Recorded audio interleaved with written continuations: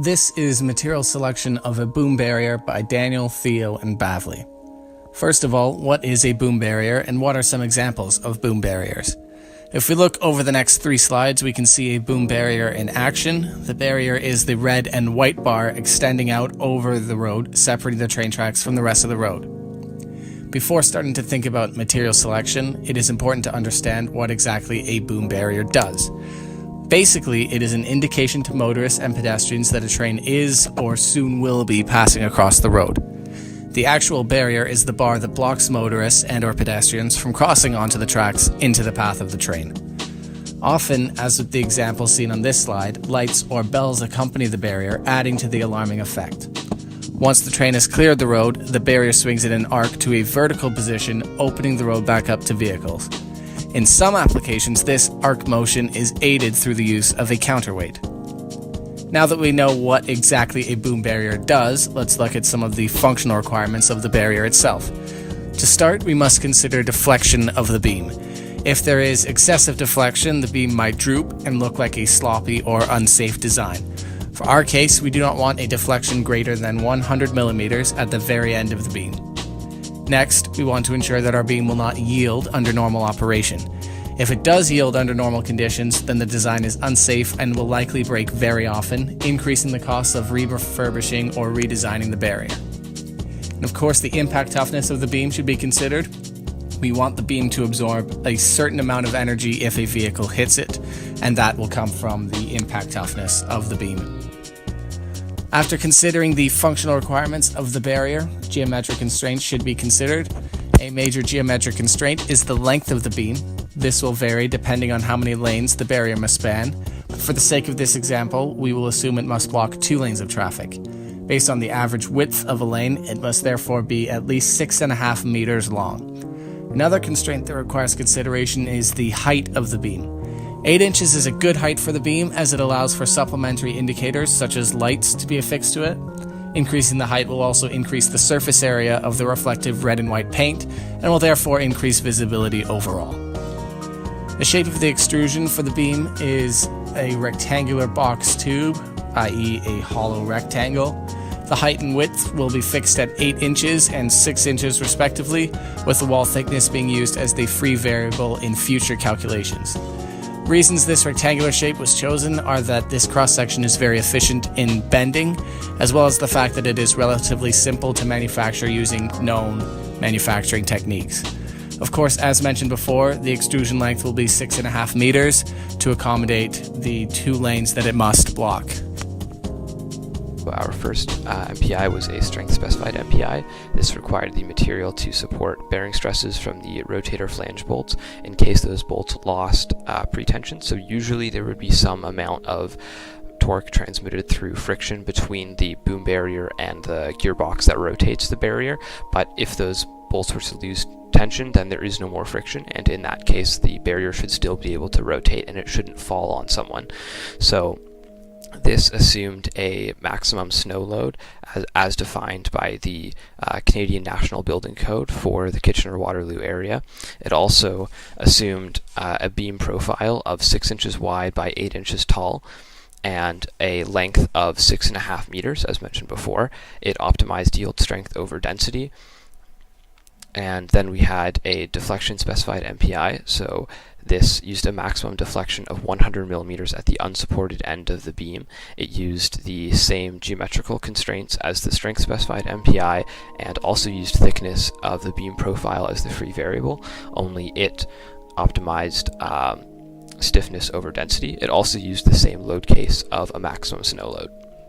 Now, for the non-mathematical constraints, our first one was manufacturability. So all of the manufacturing processes for rectangular or square box tube that we found required some amount of cold or hot work ability. This is because they are usually formed by either bending a sheet material or by hot extruding the material. So in order for the barriers to be manufactured, they need to be able to be worked with these processes. For corrosion resistance, we accepted materials of all corrosion resistance. This is because innate corrosion resistance to us didn't matter a lot because there are many kinds of proven and robust treatings and coatings that can be done in order to make metals sufficiently corrosion resistant for the environment that we plan on using them in.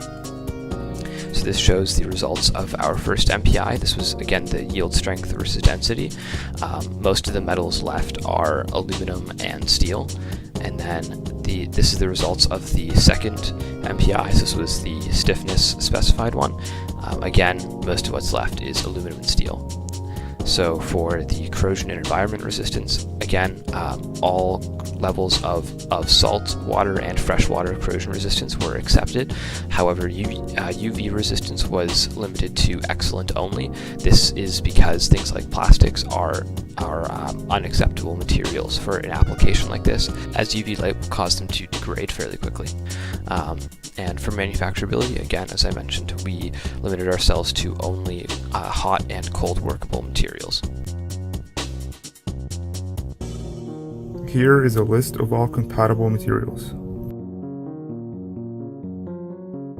For the final selection of this application, we chose to use AISI 1080 steel. Reasons behind this were that the material is widely available, relatively cheap, easy to manufacture, and had some pre-existing knowledge on heat processing techniques that can be easily used.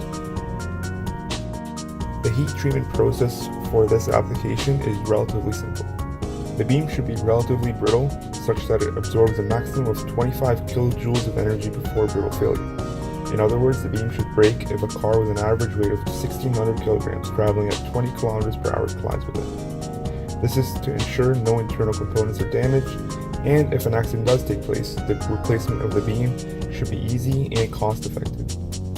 Since martensite is not only the strongest of all the steel phases, but also the most brittle, the heating process will aim to maximize the amount of martensite formed.